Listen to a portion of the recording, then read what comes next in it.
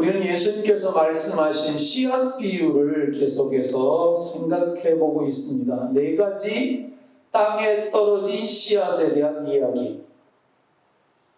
그 비유를 통해서 오늘 새삼스럽게 좀 점검해 보고 싶은 것이 있었습니다. 뿌리의 중요성에 대한 것입니다. 어제도 비가 온다 그래서 집사람하고 늦은 시간까지 들깨 모종을 심었습니다. 무슨 농사를 하느냐라고 말할지 모르지만 교회 자립자활을 위해서 할 수 있다면 바울의 텐트 메이커 역할을 자청하리라 라고 마음을 먹고 올해 3가지 농사를 짓습니다. 포도 농사, 그리고 고구마 농사, 그리고 또 하나 단호박 농사. 근데 그것만이 아니라 놀리는 땅이 너무 아까워서 들깨 모종을 좀 심어 보았습니다. 어제도 밤 9시까지 후레쉬를 머리에 헤드랜턴을 켜놓고 작업을 했습니다. 하면서 가장 중요하게 흙으로 덮었던 부분이 뿌리 부분입니다. 그리고 그 모종을 뽑다가 뿌리가 끊어진 것들은 할 수 없이 아무리 좋아도 입이 아무리 싱싱해도 버려야만 했습니다. 뿌리가 흙으로 덮어져야만 나머지 부분들이 자라는 것을 다시 한번 확인하는 시간이 될 수 있었습니다.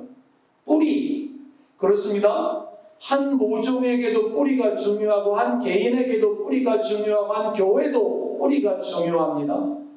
말씀의 중요성을 강조하시면서 길가에 뿌려진 씨앗은 뿌리가 없다고 성경은 증언합니다. 돌밭에 떨어진 씨앗은 뿌리가 없기 때문에 싹은 났지만 햇빛에 말라 죽고 말았다고 증언합니다. 가시떨기에 떨어진 씨앗은 조금 자라긴 했지만 역시 뿌리가 깊지 못했기 때문에 열매를 맺을 만큼은 자라지 못했다라고 증언하면서 길가에 뿌려진 씨앗, 그런 인생, 돌밭에 뿌려진 씨앗과 같은 그런 마음밭, 가시떨기에 뿌려진 씨앗과 같은 성도, 열매 맺지 못하는 그리스도인을 상징한다고 말씀을 드렸습니다.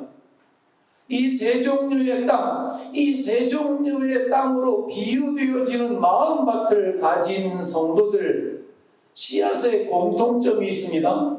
제대로 자라지 못했다는 것입니다. 그리고 그 원인은 다름 아닌 뿌리에 있었습니다.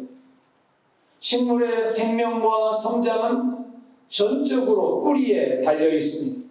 뿌리가 얼마나 깊고 튼튼하게 내리느냐에 따라서 살 수도 있고 죽을 수도 있고, 잎이 나느냐 마느냐, 그리고 잎이 얼마나 무성하게 나느냐, 꽃이 피느냐 마느냐, 얼마나 흐드러지게 피느냐, 적당히 피느냐, 더 나가서 열매를 맺느냐 못 맺느냐, 얼마나 탐스럽게 맺느냐, 이거 다 뿌리와 관계되어져 있다는 거 여러분 아시잖아요. 뿌리가 약하면 살아도 산 게 사실 아니거든요. 하지만 뿌리가 튼튼하면 추운 겨울도 끄떡없습니다. 무더운 여름도 거뜬히 버텨냅니다. 심지어는 가뭄에도 살아남고 홍수에도 떠내려가지 않습니다. 이것이 바로 뿌리의 역할이고 뿌리의 힘입니다. 이렇게 뿌리가 중요한데 우리 인간들은 도무지 뿌리에는 별로 관심을 갖지 않는다는 게 문제이죠. 왜냐하면 안 보이니까 그렇습니다. 뿌리는 눈에 보이지 않기 때문에 하찮게 여깁니다. 인생은 모두 다 보는 것으로 판단하고 보는 것으로 말하고 보는 것으로 생각하면서 삶을 살아가려고 합니다. 하나님도 눈에 안 보이니까 못 믿겠다고 하는 말들을 합니다. 말도 안 되는 것이죠. 우리 눈에 보이는 것보다 사실 보이지 않는 것들이 더 중요하다는 거 아세요? 영적인 것, 하나님 나라, 천국 보이지 않습니다만 훨씬 더 중요합니다. 사실 우리는 매사에 이런 식으로 접근을 합니다. 봄이 되면 우리 위봉을 찾아오는 저걸 송광사 벗길이라고 왜 그러는 거예요? 그건 알고 보니까 송광사 벗길이 아니라 우리 교회를 담임하셨던 목사님과 우리 성도들이 심었더구만 그 벚꽃을. 표정들이 별로. 새로운 거 알았어요.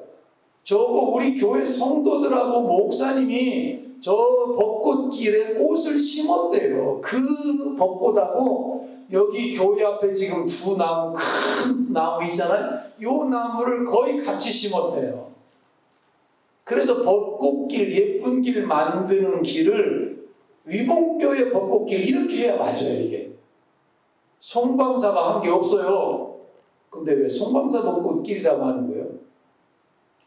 하여간에 벚꽃 구경할 생각에 마음이 설레지 그 나무의 뿌리는 누구도 신경 쓰지 않잖아요. 우리는 그저 눈에 보이는 거 만개한 벚꽃만 봅니다. 하지만 뿌리가 깊고 튼튼하지 못하면 줄기도 가지도 잎도 열매도 맺을 수 없는 것입니다. 뿌리는 시작이자 완성입니다. 뿌리는 모든 것입니다.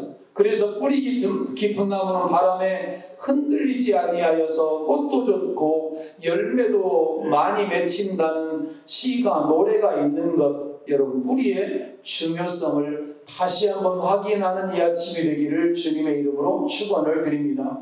오늘 본문의 예수님의 비유 역시도 말씀의 씨앗이 우리 영혼의 뿌리를 내리는 것이 얼마나 중요한지를 전해주고 있는 거죠. 뿌리를 내려야 된다.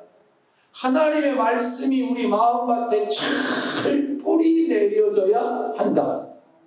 여러분과 저의 마음밭에 하나님의 말씀이 뿌려질 때에 이 말씀이 그냥 잠깐 싹이 났다가는 사라져버리는, 아니 뿌리도 내리지 못하고 사단에게 다 빼앗겨버리는, 아니 뿌리를 내렸으나 세상의 염려와 재리와 걱정과 근심 때문에 뿌리 내리지 못하는 그런 마음 상태, 그런 신앙인이면 안 된다라는 성경의 경고 앞에 아멘하면서 길가에 뿌려진 씨앗, 뿌리는 내리기는커녕 아예 뿌리가 없어서 새들로 상징되는 사단이 냉큼 와서 먹어버렸다고 주님이 증언하고 있습니다. 여러분 한번 생각을 해봅시다. 이 씨앗이 뿌리를, 씨와 씨앗이 무슨 차이가 있느냐고 묻는다면, 씨는 그냥 그 알갱이 자체로 생명력을 가지고 있는 게 씨고요, 씨앗이라고 하는 것은 동사 형태에서 땅에 뿌려질 때는 씨앗이라고 하는 거예요. 그래서 씨를 뿌린다가 아니라 씨앗을 뿌린다가 맞는 표현인데, 어찌되었든 간에 이 씨앗이 뿌려져서 뿌리를 내리고 자라서 만약에 큰 나무가 되었다고 한번 쳐봅시다. 감히 어떻게 새들이 와서 해코지를 할 수 있겠어요? 감히 어떻게 그것들이 와서 그걸 먹어버릴 수 있었겠어요? 손도 못 대죠.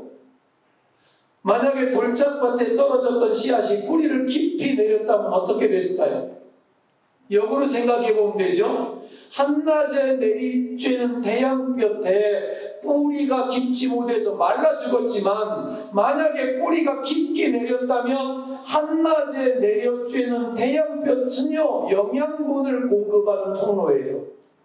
말라 죽게 하는 게 아니라 오히려 더 튼실하게 더 잘 자라도록 영양분을 공급하고 제대로 자랄 수 있는 축복의 통로라고요.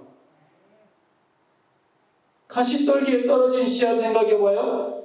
그 씨앗이 뿌리를 깊이 내려서 뿌리가 굵어졌어요. 뿌리가 힘이 있어졌어요. 신앙이 깊어졌어요. 믿음이 좋았어요. 하나님의 말씀 앞에 아멘하면서 하나님의 말씀으로 무장했어요. 그렇다면 가시떨기에 영양분을 빼앗길까요? 안 빼앗기죠. 가시떨기가 영양분을 일부 빼앗기는 하겠지만 가시의 기운이 막아버렸고, 이렇게 되어졌어요. 성경은 가시의 기운이, 가시가 훨씬 더 자라요. 훨씬 빨리 자라요. 고구마 밭에 가서 보니까 고구마 순보다 더 빨리 자라는 애들이 있더라고요. 그래서 걔네들을 정리하느라고 시간 날 때마다 가서 손을 좀씩 도와주긴 했지만, 밭이 여기가 아니고 전주 에코시티라 멀어서 자주 갈 수도 없고 어찌되었든 보면 걔네들은 왜 그렇게 빨리 자라는지 몰라요. 빨리 자라요. 가시도 마찬가지예요. 빨리 자라요.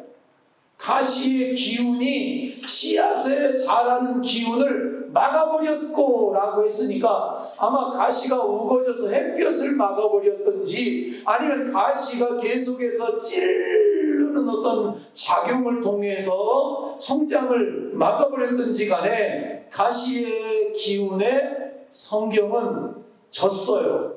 그렇지만 역으로 생각해 보자고요. 만약에 정말 믿음의 뿌리가 견고하다면, 그리 신앙이 뿌리가 깊다면 세상의 재물, 염려, 욕심, 근심 이런 것 때문에 주눅드는 인생이 아니라 그런 것들을 박차고 일어나서 오히려 물질을 다스리고 지배하는 권세 있는 사람으로 드러나게 될 거예요. 재정을, 물질을 쫓아가는 인생이 아니라 물질이 따라오도록 하는 인생이 될 거예요. 가시의 기운을 이기고 반대로 쑥쑥 자랐을 것이니까요. 하지만 결론은 뭐였죠? 길가는 씨앗이 뿌리를 내리기에 불가능했잖아요. 돌짝밭은 흙이 얇아서 뿌리를 깊이 내릴 수가 없었죠. 가시떨기는 뿌리를 내리는 정도는 어느 정도 했는데 땅이 하긴 했습니다만 세상의 염려와 걱정, 근심 때문에 열매를 맺지 못하는 데까지 갔었다라고 성경은 우리에게 증언하면서, 이 비유에서의 씨앗은 하나님 말씀이고 땅은 그 말씀을 듣는 우리의 마음 상태를 나타내므로, 그러므로 한번 따라할까요? 말씀의 씨앗이 우리 마음에 깊이 뿌리 내리도록. 여러분, 오늘의 결론은 이거예요. 하나님의 말씀의 씨앗이 여러분과 저의 마음에 깊이 뿌리 내리도록 우리의 마음을 좋은 땅으로 만들어가는 일을 하는 거예요. 기억하셔요. 첫 시간에 말씀드렸어요.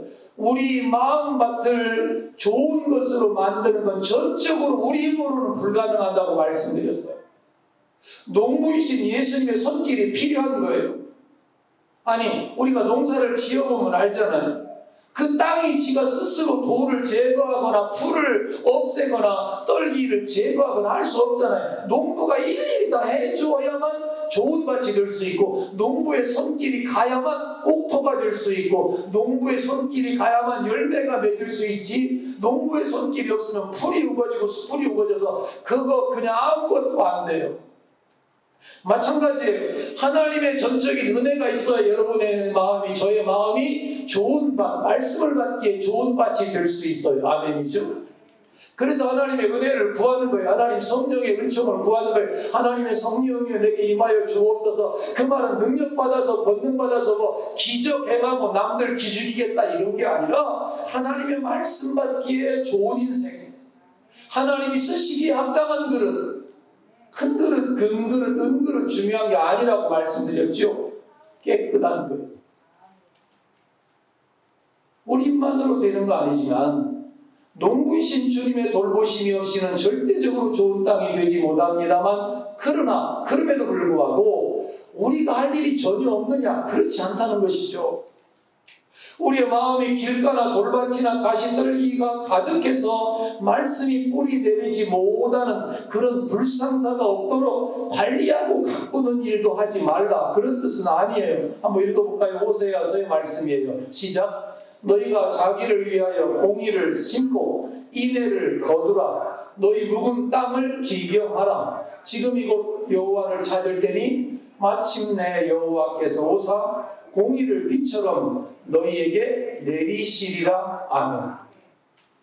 묵은 땅은 어떻게 해야 되는 거냐면, 기경한다라고 하는 말은 쟁기질을 한다는 뜻이에요. 지금 제가 고구마를 심고 그리고 단호박을 심고 들깨를 심었던 그 땅도 묵은 땅이었어요. 풀이 숯불처럼 묵어져 있던 땅이었는데, 그 앞에 땅을 트랙터를 가지고 가서 기경을 하는 노타리 작업을 해주고 나니까 그분들이 감사하다고 그 노는 땅을 좀 쓸 마음이 있으면 쓰라고, 그래서 그 일을 시작을 하게 된 거잖아요. 기경하는 게 필요하죠. 쟁기로 깊이 갈아서 뒤집어 엎고 그 다음에 흙을 잘게 부수고, 이걸 노타리 작업이라고 하는 거잖아요. 우리의 마음도 마찬가지라는 거예요. 하나님이 너희의 묵은 땅, 묵은 마음밭 그냥 두면 안 돼. 기경해. 그래서 하나님의 말씀이 잘 뿌려지면 잘 받아들일 수 있도록. 그건 누가 해야 되는 일이냐면 저와 여러분이 해야 되는 일이라는 거예요. 뿌리가 정말 중요하다고 생각한다면 뿌리가 살고 있는 밭도 땅도 중요하게 여겨야 하는 거죠. 왜냐하면 뿌리와 땅은 뗄래야 뗄 수 없는 아주 밀접한 관계가 있기 때문인 거죠. 농사를 생각해 보면 충분히 이해할 수 있습니다. 농부들이 뿌리에 직접 영양분을 공급하는 것은 물론 아닙니다. 그러나 땅을 비옥하게 만드는 일을 거둘 수 있습니다. 거름 주는 거 할 수 있습니다. 또 거름도 너무 과하게 주면 안 되죠. 이번에도 거북바위 옆에 거기다가 퇴비를 몰라서 그랬어요. 미련해서. 고추 심는데 거기다가 퇴비를 30포를 집어넣었어요. 그리고 노타리를 치고 고추를 심었어요. 그랬더니 고추가 어떻게 됐을까요? 잘 자라는 게 아니라 조금 자라다가 다 죽었어요. 다 죽었어요. 너무 거름이 많아가지고 다 죽은 거죠. 그리고 다시 고추를 사다 또 심었잖아요. 그래서 걱정이었어요. 왜 걱정이냐면 앞에 450주가 다 죽었으니까 이번에 심으면 또 죽으면 목사님이 농사도 짓지 못하면서 또 저런 거 한다고 또 그럴 거다. 또 비아냥거린 사람도 비아냥거릴 거고 이거 우스갯거리 되는 거 아니야. 그래서 제 나름대로 열심히 생각을 한 게 뭐냐니까 그래 땅을 깊이 갈자. 그래서 저 밑에 있는 거 위로 올리고 그 다음에 걸음기에 있는 것들이 좀 바깥으로 분산될 수 있도록 좀 기다리자. 그리고 나서 비닐을 씌웠어요. 그리고 고추를 심었는데 그리고도 아직도 내 마음에 안 차는 거 있죠. 왜냐하면 비닐을 씌워놨으면 그 안에 기운이 바깥으로 나갈 수가 없잖아요. 그 위에만 구멍이 쭉 있는데 이게 뭐 고추대가 있어도 잘 나갈 수도 없을 것 같고 그래서 제가 곰곰이 밤에 제가 새벽에 일어나서 혼자 새벽 기도를 하거든요. 그래서 이제 새벽에 일어나서 가만히 묵상을 하는데 무슨 생각이 드냐면 그래 비닐에다가 구멍을 좀 많이 뚫어줘야 되겠다.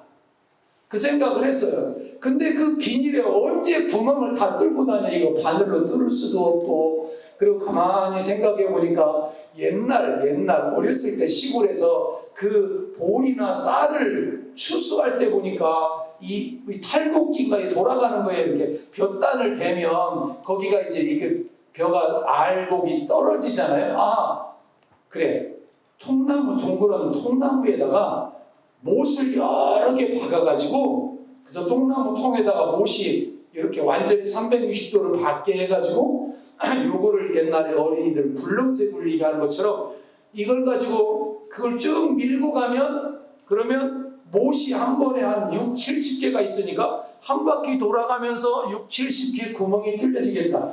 이 생각이 들어가지고 그걸 하나 만들어가서 그 반영 전부 다 뚫고 다녔잖아요. 그랬더니 거기서 나중에 보니까 또 거기서 잡초가 자라옵니다. 근데 공기가 그걸로 빠지긴 했던지 이번에 고추가 너무 잘 돼서 기분이 너무 좋았어요. 뭐가 좋았으냐? 팥이 좋은 것이죠. 팥이 좋은 거예요. 거름을 주었죠. 물론 양분이 가득했죠.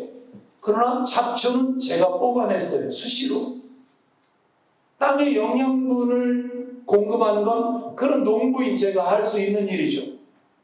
그러면 뿌리는 자기 스스로가 알아서 뿌리를 내리고 더 깊고 튼튼하게 뿌리를 뻗어나가죠. 그래서 수분을 공급받고 영양분을 공급받으면 그것이 열매가 되고 결실이 되죠.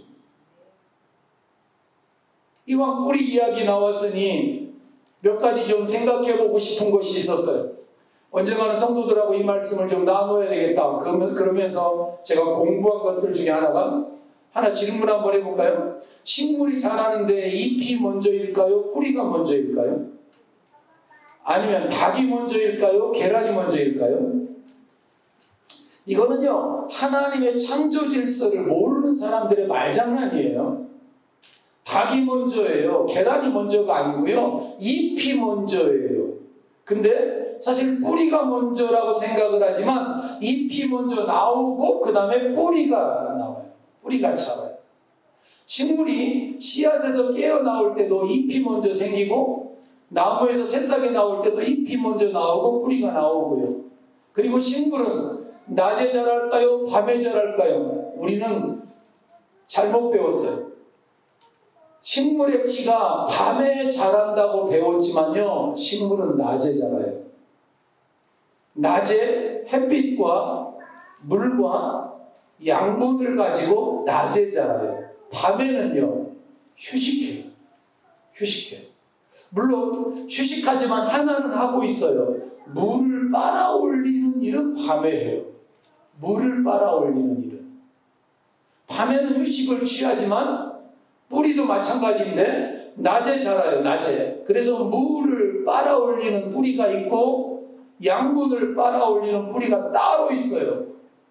굵은 뿌리와 가느다란 뿌리는 주로 물을 빨아 올리고, 그리고 모세근이라고 하는 뿌리털이라고 하는 것은 양분을 빨아 올리는데, 이 양분을 빨아 올리려고 하면 새순이 자라야 돼요.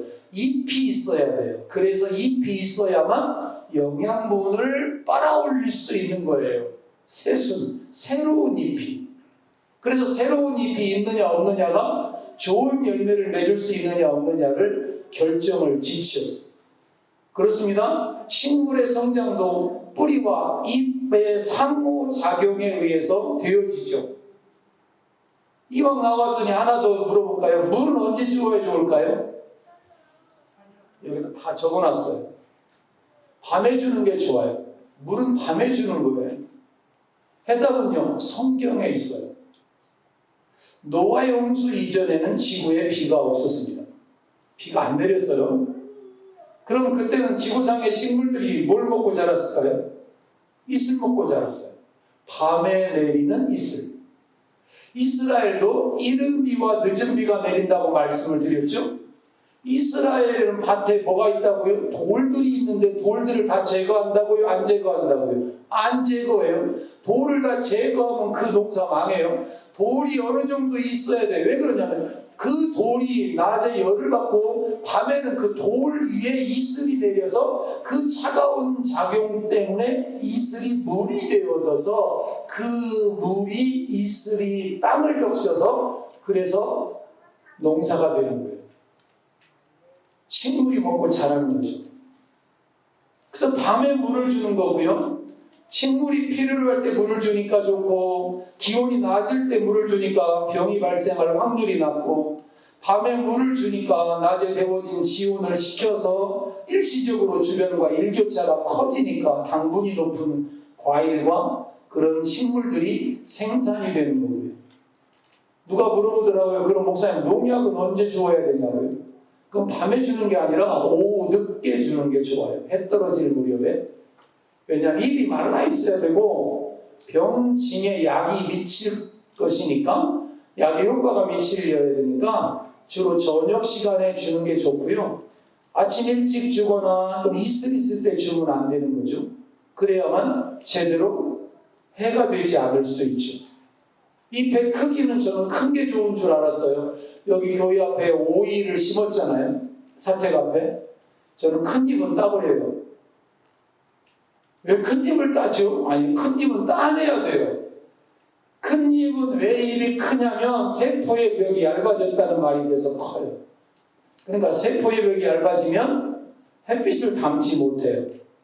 그리고 투과되는 양이 많아져서 광합성 작용을 제대로 못하고 다른 잎에게 방해만 와요. 그래서 그걸 따버리는 거예요. 작은 잎을 키우는 거예요. 포도 농사를 적으니까 그걸 확실히 알 수 있어요. 나는 포도 농사를 지으면서 잎이 시커멓고 커서 저거 열매 잘 열릴 줄 알고 잔뜩 기대를 했어요. 가을에 가보니까 너덜포도라 그래서 포도 알맹이가 없어요. 이파리가 작은 애들은 초록빛을 띠면서 작지만 싱싱한 애들은 햇볕 작용이 제대로 되어지니까 열매가 튼실하게 열매가 맺혀요. 자, 이 모든 것들을 누가 주장하시느냐면 하나님이 주장하셔요.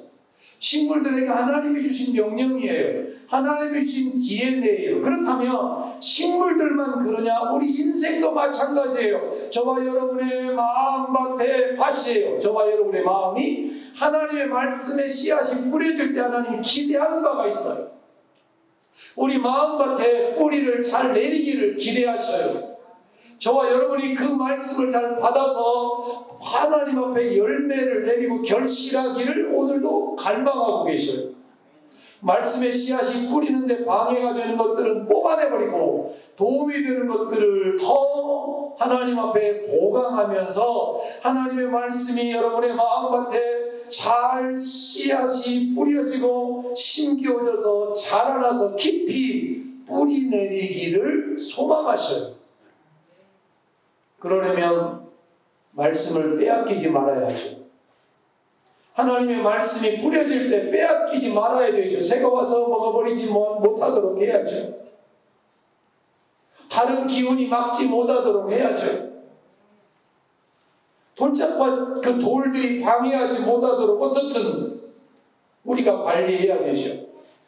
그래서 그 말씀을 내 것으로 붙잡고 그리고 내게 주신 하나님의 말씀으로 받고 그 말씀 앞에 인생을 걸어야 하죠. 그래야 믿음이 자라고 신앙이 자라서 열매 맺는 그리스도인의 삶이 가능한 것이잖아요.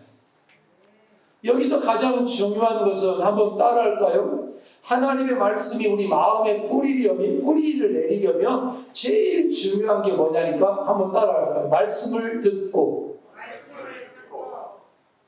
가장 중요한 단어가 말씀을 듣고 깨닫는 자니 말씀을 듣고 깨닫는 자니 귀 있는 자는 하나님의 말씀을 들을지어다.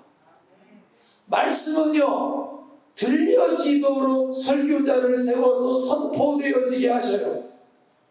책임은 둘 다 있어요. 설교자도 책임이 있고요 청중도 책임이 있어요. 하나님의 말씀을 제대로 전하도록 설교자를 세웠는데 설교자가 말씀한 대로 읽고 세상 이야기하면 그거 못된 설교자예요. 가짜예요. 또 하나님의 말씀을 제대로 들려서 선포되어지는데 그 말씀에 귀를 막으면 그것도 가짜 그리스도인들이에요. 명목적인 자라지 못하는 열매 맺지 못하는 결실하지 못하는 이 비유가 천국 비유인데 하나님의 나라에 들어가는 비유인데 여러분 길가 돌짝밭 가시떨기 죄송하지만 하나님의 나라에 들어가지 못해요. 제 이야기가 아니라 주여 주여 하는 자마다 다 내 아버지 나라에 들어갈 것이 아니라 다만 내 아버지의 뜻대로 행하는 자라야 들어가리라 했습니다. 좋은 것 하나만 가요. 하나님의 말씀을 아멘으로 받고 말씀에 인생을 걸고 그 말씀의 뿌리를 깊이 내려서 명목적인 그리스도인의 삶을 사는 것이 아니라 말과 행실과 언행심사 모두가 다 하나님의 말씀의 근거에서 하루하루의 삶을 그리고 삶의 모든 의미와 목적을 두고 살아가는 그가 진짜 그리스도인이고 진짜 예수쟁이고 그가 진짜 천국 가는 백성이에요. 그러려면 열매 맺을 때까지 인내할 수 있어요. 말씀을 마음밭에 잘 가지고 있어야 됩니다. 세 가지 밭에 공통적으로 들어가는 가장 중요한 키워드 단어는 말씀을 듣고예요. 말씀을 듣고 받는 마음, 말씀을 듣고 깨닫는 마음, 말씀을 듣고 인내하며 지키는 마음밭이 좋은 밭이어야 한다. 결국은 말씀에 달려있는 거예요. 그렇습니다. 하나님의 말씀을 듣고 들을 때 우리의 마음은 말씀이 뿌리 내리고 잘 자랄 수 있는 좋은 밭이 되어져 가요. 왜냐하면 말씀 안에 생명이 있기 때문이에요. 말씀을 괜히 씨앗이라고 비유했을까요? 아니에요. 말씀을 씨앗이라고 비유한 건 말씀 안에 생명력이 있어요. 말씀 안에 추진력이 있어요. 말씀 안에 능력이 있어요. 말씀 안에 영생을 좌우하는 키워드가 말씀 속에 있어요. 생명이 담겨 있어요. 그러니까 땅에 심으면 자라는 거예요. 마찬가지예요. 하나님의 말씀은 살아있고 생명이 있어요. 그러니까 그 말씀이 우리 마음 안에서 자라는 것이고 그 말씀이 우리의 마음을 좋은 땅으로 변화시키는 거죠. 그래서 말씀은 우리의 모든 것이에요. 모든 것이에요. 뿌리 깊은 믿음은 말씀에서부터 시작되고 말씀으로 진행되고 그 말씀으로 결론을 내려질 수 있어요. 하나님의 말씀이 얼마나 우리 안에 뿌리 깊게 내려드냐에 따라서 어떤 유혹과 시험에도 이길 수 있는 그런 믿음이 생기는 거죠. 여러분, 예수님께 인정받는 믿음의 사람이 말씀의 사람임을 기억할 수 있기를 축복합니다. 우리의 신령 가운데, 저와 여러분의 신령 가운데 오늘 뿌리의 중요성들을 생각하면서 하나님의 말씀이 믿음의 뿌리, 신앙의 뿌리가 되어서 견고하게 깊이 뿌리 내리고 자림하게 되는 이런 역사가 있게 되기를 주님의 이름으로 축원을 드립니다. 그럴 때 말씀을 가까이 해야 하죠. 말씀 앞에 집중해야 하죠. 말씀 듣는 시간에 아멘 해야 하죠. 이번에도 성경학교 교사강습회 평가회를 한다 그래서 제가 가서 딱 2가지 이야기를 했어요. 여러분, 성경학교는 성경을 가르치는 사관학교여야 합니다. 무슨 생뚱맞는 소리라고 생각했는지 몰라도 제가 가서 그랬어요. 성경학교 제발 율동학교 하지 말자. 새노래 배우기 학교도 하지 말자. 나는 초등학교 6학년까지 교회를 다니고 그 다음에 끊어버렸지만 제일 초등학교 때 국민학교 때 옛날 신앙생활하면서 여름 성경학교 때 제일 싫었던 기억이 뭐냐니까 율동 시간이다. 율동 시간. 남자들은 율동이 잘 안 돼요 이게. 근데 선생님들은 이거를 시켜가지고 앞에 나오라 그래도 시켜 얼마나 쪽팔리고 창피해 여자애들 앞에서. 그래서 정말 교회 가기 싫은 거 그 율동하기 싫어서 난 교회 가기 싫었다. 근데 성경학교 언제부턴가 율동학교로 바뀌어져 가요. 새노래 배우기로 바뀌어져 가요. 그래서 옛날에 내가 70년대에 불렀던 아침에 웃으면서 여름 성경학교 교가 그거 하나로 그냥 교가로 하고 다른 거 배우려고 하지 말고 하나님 말씀을 집중적으로 가르치고 선포하자. 그러면 말씀을 듣는 아이들의 마음같이 옥토가 될 거 아니냐. 그 아이들이 지금 게임으로 세상으로 컴퓨터로 이런 것들로 잔뜩 거기에 가시떨기 돌짝밭과 같이 엉겅퀴가 자라고 이런 것들이 잔뜩 되어져 있는 그런 아이들이 2박 3일 3박 4일 요때 하나님의 말씀 앞에 그래도 나와서 앉아있는 시간 얼마나 중요한 시간이냐. 그 시간에 듣든지 아니 듣든지 하나님의 말씀이 들려질 수 있도록 기회를 만들어주자. 그리고 또 하나는 인간적인 해석들 하지 말자. 인본주의 해석을 하지 말자. 소년이 바친 5개의 물고기 5명이요.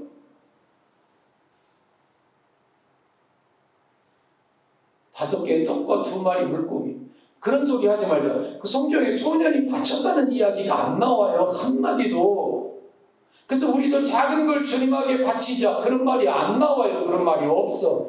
그거는 설교자들이 지어낸 말이요. 그래서 성도들에게 어떤 교훈을 주거나 헌금하게 하려고 그런 걸 지어낸 말이 그런 거 아이들에게 가르치지 말자. 소년이 바친 게 아니에요. 그거 소년이 자발적으로 내놨는지 제자가 가서 너희들이 달라 그랬는지 값을 쳐주고 샀는지 성경은 그거에 대해서 관심이 전혀 없어요.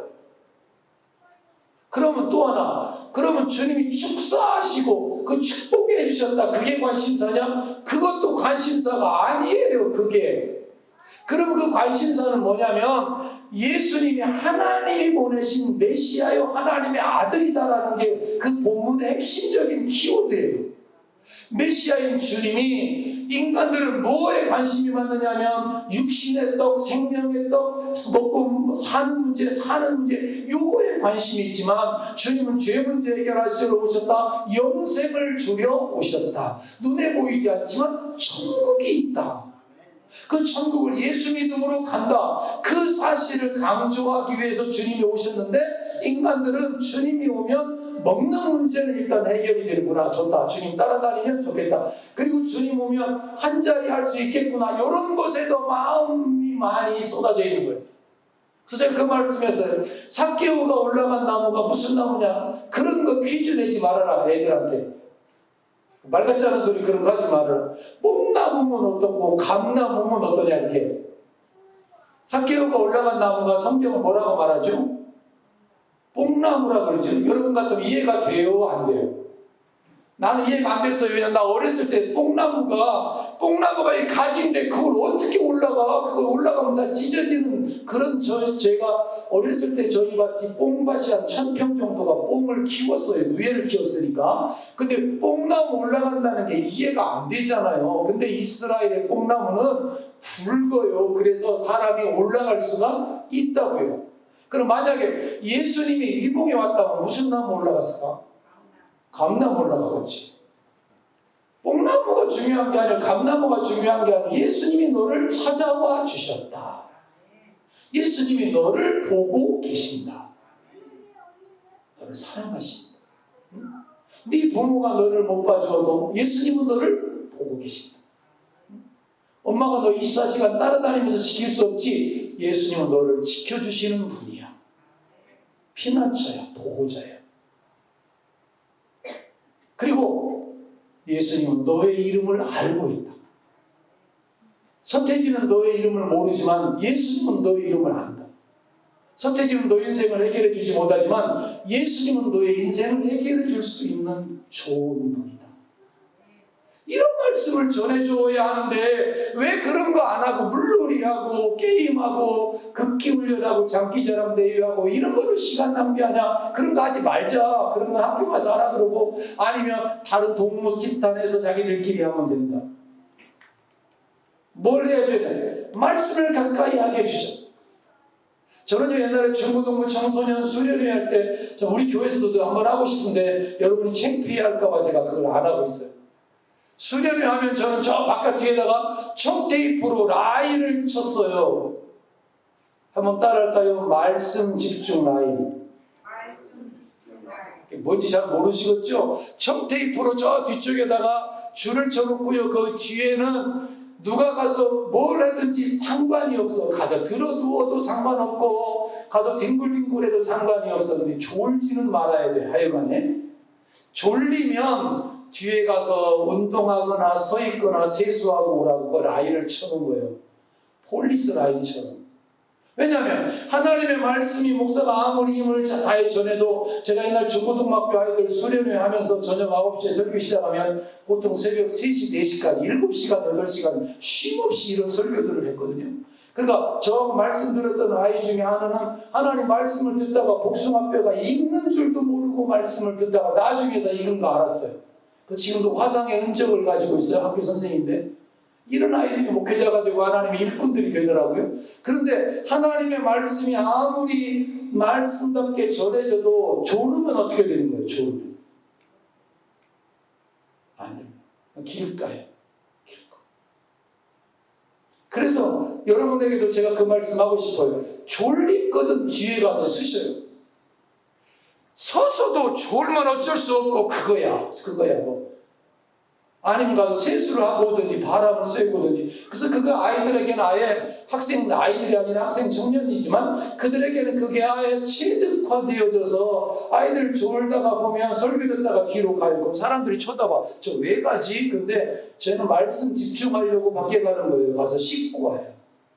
아니면 뒤에서 운동하는 거지. 말씀에 뿌리를 내려야 하니까. 말씀을 가까이 해야 하니까. 그래야 그 말씀이 옥토를 만들고 열매를 맺을 수 있는 데까지 우리의 삶을 이끌어가는 것입니다. 일동 하나 몰라도 괜찮다. 복음서가 새로운 거 몰라도 괜찮다. 하나님의 말씀 한 절 더 아는 것이 중요하다. 그래서 여름에 오후에 하는 극기훈련, 수련회, 물놀이 싹 빼버리고 오후 시간에는 오침 시간으로 다 대체해서 점심 먹고 묵상 시간이나 오침 시간, 잠자는 시간이에요. 졸리면 자고 바람 쐬고 그리고 혼자 조용히 묵상하고 성경을 읽다가 그리고 저녁 먹고 그리고 저녁 말씀 듣고 기도하고 함께 찬송하고 하나님의 뜻을 구하고 이런 식으로 기존의 수련회를 거꾸로 했어요. 그랬던 결과들이 그 중에 목회자들도 많이 나오고요. 우리는 되게 오후에 가서 땀 뻘뻘 흘리고 십자가 메고 십자가 체험한다고 애들 완전히 죽였어요. 그랬더니 걔네들이 저녁 먹고 나서 예배할 때 찬송할 때는 천사를 방불해요. 그러나 하나님 말씀 듣는 시간은 다 졸아. 말씀 듣는 애가 10명이면 9명이 다 졸아차. 왜 오후 시간에 그 땡볕에서 십자가 형태 메고 그 십자가 행진한다고 별짓을 다 시켰으니 이게 얼마나 피곤하냐고. 그럼 하나님 말씀이 다 끝나는 축도 시간 되면 그때는 양심이 있어서 눈을 떠. 그리고 축도는 받아. 그리고는 이제 잠자리에 들으라 그러면 이제 잠을 안 자. 아까 잤는데 또 자는 건 간첩이니까 이제부터 안 자. 그래서 새벽 시간까지 놀고 떠들고 다른 여자아이들하고 인생을 논하고 이야기하다가 새벽 시간 되면 새벽 예배에 모여오면 또 그때부터 또 자기 시작해. 여지껏 앉았으니까 새벽에 또 자야지. 이런 짓거리를 우리 목사들이 했어요. 말씀 가까이 하게 하는 자리를 만들지 않았어요. 우리가. 우리 책임이에요. 오늘날 조국교회 이런 현실들. 사랑하는 여러분, 결론을 내리고 싶습니다. 여러분 안에 저 안에 하나님의 말씀이 잘 뿌리 박힐 수 있도록, 잘 뿌리 내려서 열매 맺을 수 있도록 여러분과 저의 마음밭이 옥토가 되어지는 이 일에 우리의 남은 6개월의 삶을 온전히 헌신하며 살아갈 수 있게 되기를 주의 이름으로 축원을 드립니다. 옥토가 되어져야 주님께서 일하실 수 있습니다. 우리 교회가 그런 옥토 같은 교회, 성도 여러분 가정과 개인이 그런 교회와 삶이 되어질 수 있기를 다시 한번 더 주님의 이름으로 축원을 드립니다. 좋으신 아버지 하나님,